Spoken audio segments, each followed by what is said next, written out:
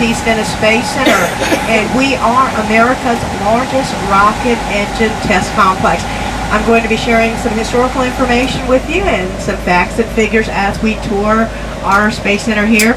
The tour will be about 20 to 25 minutes, and we'll be going out to our test complex, and then if you'll look over to the left, you'll see a lock system which is designed similar to one used in the Panama Canal.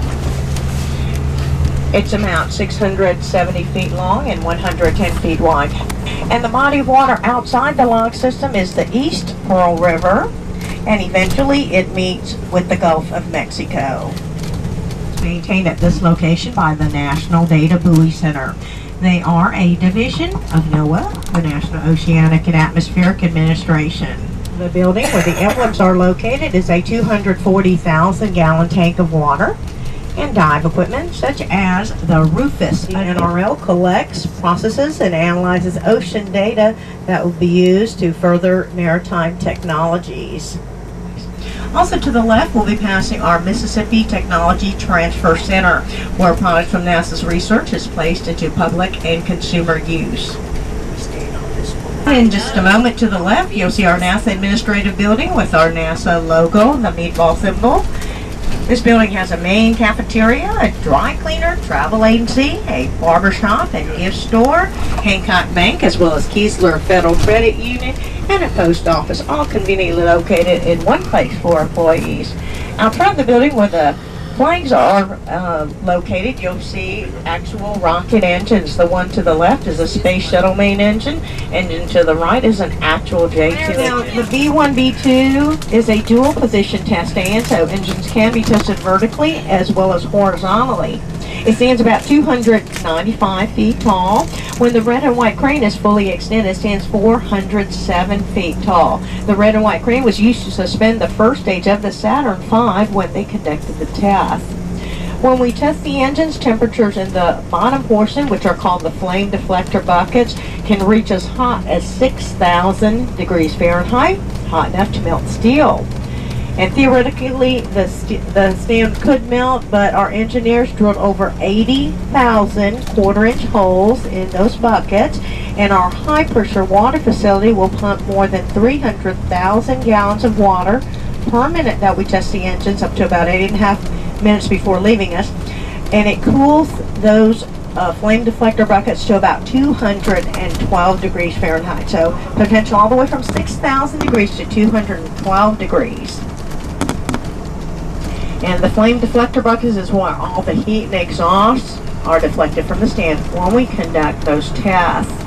It's rather a clean burn-off, H2O or water, 2 parts hydrogen and 1 part oxygen. The A2 is where we conducted our final Space Shuttle main engine test, which occurred July 2009. Now the A1, which is furthest away, it was kind of decommissioned for the shuttle program in 2008, and the renovation began on that stand, but it wasn't until 2009 that renovation began on the A2. But there's a next generation of the J2, which is the J2X, and to the right on the fence you'll see the banner, and that's the engine that we'll be testing in the future. We'll no longer have the Space Shuttle, so it's not going to be the STS, the Space Transportation System. The new vehicles will be called the Space Launch System, so it'll be the SLS. And there should be 2 of them, one for crew and one for cargo. Now our new stand still under construction is the A3, and that's the largest stand to be built since the 60s. It's an open steel frame structure there. When it's completed, probably 2012, kind of earlier mid-year, it will stand 300 feet tall. It will hold more than 4 million pounds of structural steel. They will be using that stand to test engines for altitudes up to 100,000 feet above sea level. So that is the plan for the A3. The white building between A1 and A2 is the TCC, or Test Control Center, and it has actually 2 stories, but we're looking at the story above ground. The other one is below. It is a double wall construction. It is made of 2 walls, each 18 inches thick of concrete and steel, and the windows, they are made of bulletproof Lexan glass. so they would not chatter when we connect the tap. Large acoustical air horn, when they tested for the engines for the Sounder 5, they would use that horn. It sounded like one F1 engine, and they would sound it, and it would be rotated in a circle. Sound monitors would pick up the noise level, and they could determine if it was a suitable day for testing of the engines. And sometimes the sounds could be heard as far as Baton Rouge as well as Mobile, and it registered like a small earthquake was occurring here on the mountain.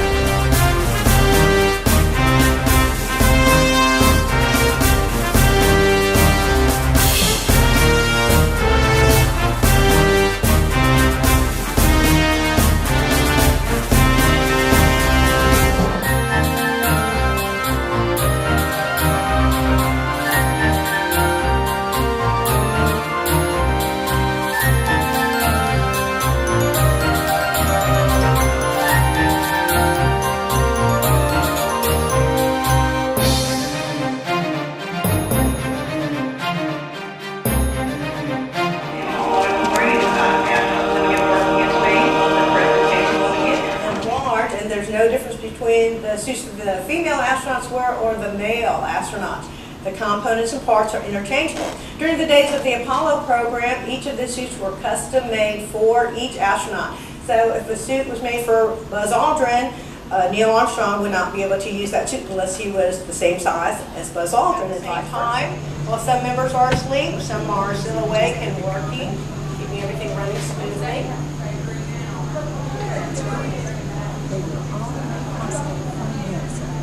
This is Jane. And there comes Nancy right there. Come on, Pat. I'm here. See me right there. This is all of us right here. Look just like it.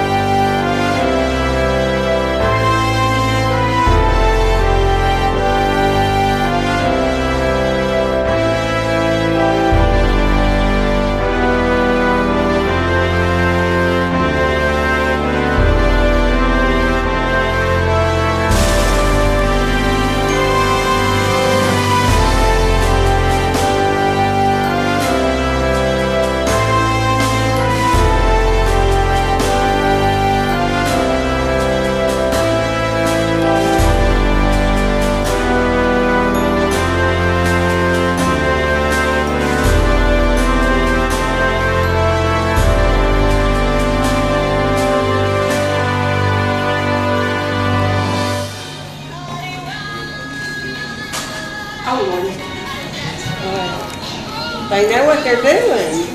Yeah. They must have been doing that before. Yeah. Now that we've had our appetizer, we're ready for lunch. Yeah. Eating ice cream. That's an appetizer. There's a piece left. Somebody want it? Now you eat it.